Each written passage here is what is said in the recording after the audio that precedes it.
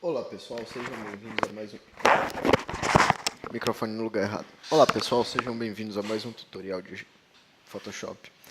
E eu vou falar agora de estilos de camadas. Bora lá. Então, primeiro de tudo, vamos colocar isso daqui com uma cor, um cinza 3C, 3C, 3C. Ok? É um pouquinho mais claro que isso. Ótimo, assim. E vamos criar uma forma. Uma bola. Pronto, vamos ver uma bola. E nós vamos aprender a usar... Peraí, deixa eu mudar a cor dela aqui. Para um cinza mais claro. Conseguem ver, né? A bola? Ótimo. É uma bolinha. Vamos chamar ela de Bob. Essa é a bolinha Bob. Então, o que nós temos aqui no Bob é simplesmente uma bola plana. Agora, quais são as propriedades dessa bola? Ela tem uma forma, que nós aprendemos que são esses pontinhos que você vê quando você usa a caneta. Cadê? Tá vendo? Essa é a forma dela. E nós temos a cor dela, que é exatamente quando nós clicamos nela duas vezes. E essa cor é a cor interna, é o preenchimento dela. Então, se nós quisermos tirar o preenchimento dela, ou nós simplesmente tiramos o fio dela. Tá vendo aqui, fio? Isso quer dizer preenchimento. Vamos botar 20%. Mas, Milton, isso daí não é o mesmo que a opacidade? Não. Por quê? Vamos lá, vamos colocar em 100%. Por mais que se eu colocar em 50% isso daqui e depois colocar em 50% a opacidade, vamos criar duas. Vamos criar o Cloud. Ok. Vamos criar essas duas bolinhas. Uma tem 50% de opacidade, a Bob, e a outra tem 50% de fio. Bora mudar aqui. 50% de fio. O Cloud tem 50% de fio. Qual a diferença disso? Bem, a opacidade atinge a cor da forma, no caso, a visualização da forma e da cor. O fio, ou seja, o preenchimento, ele só atinge a cor. A forma continua intacta. Então, como é que nós vemos isso perfeitamente? Bem, se eu pegar o Bob, vamos colocar tudo em 100% agora. Vamos pegar o Bob e eu clicar duas vezes nele, aqui, vai abrir um menu de estilização. E se eu clicar, ou se eu clicar aqui com os dois dedos e colocar em Blending Options, não, Blending Options, Blending Options, Blending Options não. Tem aqui? Tem não, não é doideira minha. Clique duas vezes nele. Então, clicando duas vezes nele, você vai chegar no menu de estilos, que é Layer Styles. Aqui você tem o slider do fio e o slider da opacidade. E qual é a diferença? Bom, se eu usar algum desses parâmetros aqui, como por exemplo, sobreposição de cor, que é Color Overlay, eu vou colocar uma cor por cima da cor original, ok? Como se fosse uma camada dentro da camada.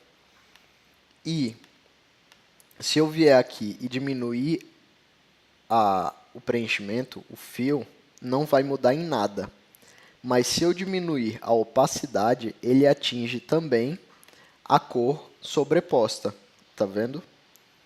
Ou seja, a opacidade atinge a forma, não importa o que esteja dentro. O fio só atinge a cor original dele. Então, se eu tirar o Color Overlay aqui, vejam que ela vai estar bem clarinha. Tá vendo? Não sei nem se dá pra ver, mas isso daqui é outro círculo. Ele ainda está bem clarinho. Se eu ativar de novo aqui o Color, tá vendo? Então, essas são as propriedades de um objeto. Agora vamos para as propriedades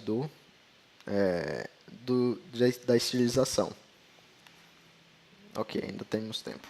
Primeiro de tudo, nós temos bevel e emboss, que quer dizer chanfro e entalhe, que basicamente faz um efeito meio que 3D, como se ele tivesse entalhado essa forma. Então, se eu quiser criar um cone a partir disso, eu clico no bevel e emboss e aumento, por exemplo, a profundidade disso. Vamos aumentar para 100% mesmo e vamos aumentar o tamanho. O tamanho atinge o raio. E vejam agora que a forma da bola está meio arredondada nos cantos, como se ela fosse entalhada. Eu posso mudar isso de inner bevel para outer bevel, que vai atingir a parte de fora dela. Eu posso mudar para emboss, que é como se fosse meio a meio dos dois. Pillow emboss, que vai ficar pela parte de fora para dentro e pela parte de dentro para fora. E stroke emboss, que vai atingir apenas, não vai dar para ver direito aqui, mas ele atinge mais a parte de fora dele. Depois eu vou mostrar certinho. Vamos lá. Mas coloquem inner bevel, ok? Você pode botar para cima ou para baixo. Para baixo ele faz parecer que isso daqui, que o entalhe é feito para baixo. Vou mostrar aqui. E o outro faz com que o entalhe pareça ser feito para cima, ok? Então vamos colocar aqui no software, vocês vão ver que isso daqui vai ficar mais esfumaçado, essa linha, vocês conseguem ver perfeitamente, ela fica mais esfumaçada, ou seja, isso daqui dá uma ajustada na linha de separação, para que ela fique menos dura, enfim. E aqui você vai ver a posição da luz. Usar Global Light eu não gosto porque ele faz com que atinja todo mundo. Eu vou usar só a luz normal. Ele muda o ângulo da luz e a altitude que a luz está atingindo. Vê? Se a luz estiver vindo daqui e mais de fora possível, ela fica desse jeito, porque vejam que o branco está para cá, então a luz está aqui. Se eu colocar ela mais para dentro, vejam que a luz está mais por aqui, entendeu? E atingindo o objeto. Enfim, isso daqui é como se fosse uma luz. Isso é como a luz está atingindo. Ela está atingindo diretamente ou está atingindo de modo curvado. Ou está atingindo mais ou menos assim, como se fossem várias luzes. Isso daqui é meio complicado de se explicar, mas vocês vendo aqui ó, num gráfico, se você clicar 2 vezes em cima dele, você pode mudar. E se você clicar na setinha, você pode mudar para outras coisas. Vocês vão entender melhor como é que isso funciona através dos tutoriais. E aqui temos a luz, o branquinho, e a sombra, o preto. Você pode diminuir a opacidade deles para que eles fiquem mais discretos, ou você pode aumentar para que fiquem bem visíveis. Vamos ver quanto tempo a gente tem ainda. Só vai terminar Bevel e Emboss e eu vou para a próxima Pronto, contorno. O contorno vai atingir essa área aqui, por fora. E percebam que se eu diminuir o range do contorno, ele vai ficar bem fechado. É como se tivesse só uma pontinha bem afiada entre a parte de cima e o de baixo. Se eu colocar bem para cá, para fora, ele vai ficar bem fofinho, fofão, entendeu? E eu posso mudar o contorno para um contorno como se, ao invés disso ser reto, como se fosse um cone reto, isso ser curvado, como se fosse um botão mesmo. Então vamos criar aqui uma curvatura. Vejam que ele ficou mais arredondado. E é isso que essas coisas aqui fazem. Exemplo, isso daqui, o gráfico vai para cima, então ele vai para cima, desce de novo e vai para cima de novo. Deu para entender mais ou menos? Tá vendo? Isso daqui dá um... Ótimo. É isso daí. E por último, vamos à textura. Bem, quando você usa textura nesse tipo de de estilo, ela fica toda